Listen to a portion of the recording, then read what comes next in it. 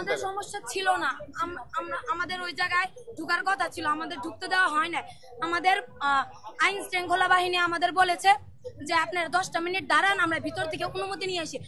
তারপরে আমরা 10 মিনিটের জায়গায় আমরা ওই জায়গায় 3 ঘন্টা অপেক্ষা করেছি, তারপরে আমাদের ঢুকতে দেওয়া হয় নাই। বরং আমাদের ভিতরে যারা ছিল আহত যোদ্ধারা, তাদেরকে ওই ভিতর থেকে মেরে লাঠিচার্জ করে গুলিবিদ্ধ করে বাহিরে বের করে দিয়েছে। তো তার জন্য মানে ওনারা যেভাবে আমাদের উপর আইন শৃঙ্খলা বাহিনী হয়ে ওনারা যেভাবে আমাদের উপর লাঠিচার্জ করছে, ওনারা আইন শৃঙ্খলা বাহিনী হয়েই ওনারা যদি বিশৃঙ্খল সৃষ্টি করে, তাহলে আমরা সাধারণ জনগণ কি বসে থাকবো? জুলাই সনদ নিয়ে কোনো রকমের সংকট আপনারা দেখেন কিনা? যে কারণে আপনারা এই বিক্ষোভ কি সংকট? কারণ জুলাই সনদে কোনো জুলাই আহত তাদের কোনো কথা উল্লেখ করা হয়নি। আমাদের মূল দাবি যেটি ছিল সেটি হলো জুলাই সনদে আহতদের রাষ্ট্রীয় স্বীকৃতি, সম্মাননা ও রাষ্ট্রীয় নিরাপত্তা দিতে হবে। এটি আমাদের মূল দাবি। আমাদের মূল দাবি ছিল এটি।